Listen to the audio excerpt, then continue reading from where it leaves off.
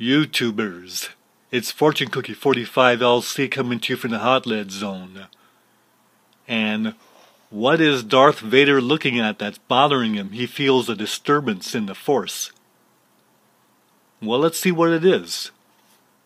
This is a bullet, cast bullet recovered from the range, and it's been fired and it's smashed into the armor plate. It's a cast bullet and it measures .4512 on my caliper. So that is the groove diameter of the barrel that this gun was fired out of. Probably a 45 ACP. Looks like a round-nosed bullet. And you can see the rifling. But what else do you see? That happens to be Blue Magic bullet lube. And it's all there. Now what does this mean?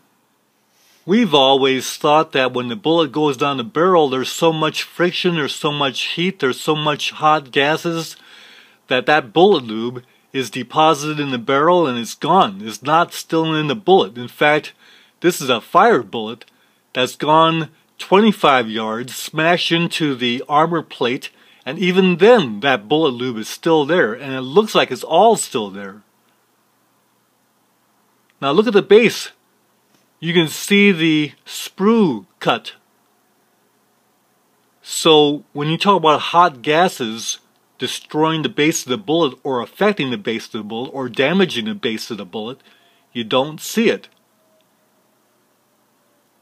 What are some of the conclusions that we can draw from this? What does that tell you about how important gas checks are in pistol ammo?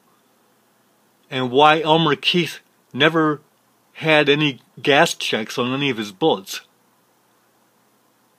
And there was an experiment a while back where they put a little card wad underneath the bullet, and when they recovered the wads weren't even burned. So what kind of damage is done to the base of the bullet that you need a gas check? Even up to magnum velocities, as Elmer Keith said. He never used gas checks. And one of the things that we're most concerned about is putting gas checks on our bullets, our handgun bullets. Could it be that gas checks really aren't necessary until you get up to rifle velocities? And then, as to the performance of that lube, what does that tell you about when you ask the question, do tumble lubes work? And you can kind of conclude from this that yes, you don't need that much lubrication. And tumble lube works just fine.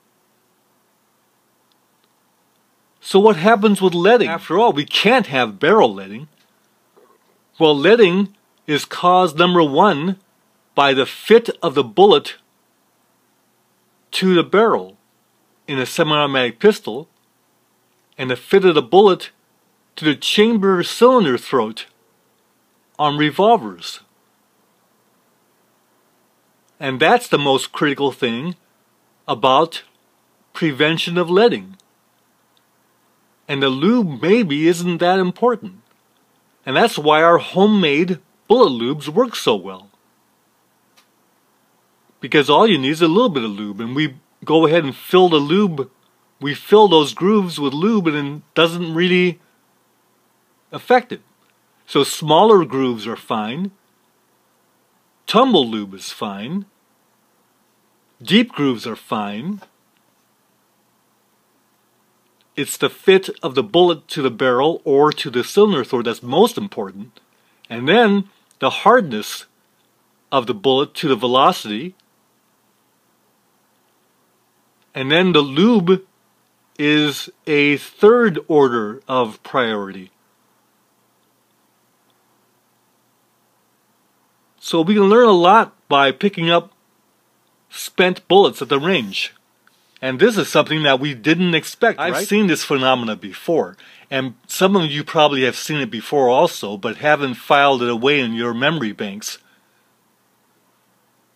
And this is why I thought that when we shot the empty shell casings that were pushed into the target and we got that splatter, I thought that splatter was actually caused by the bullet lubes that were left behind, like on this one.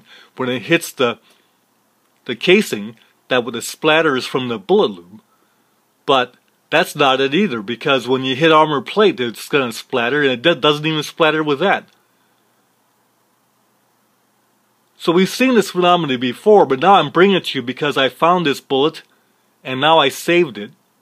So YouTubers, we can certainly find some interesting things to comment on when we pick up spent bullets at the range. We'll just leave this back for Darth to look at. YouTubers out there, take care. See you in the next video. Bye for now.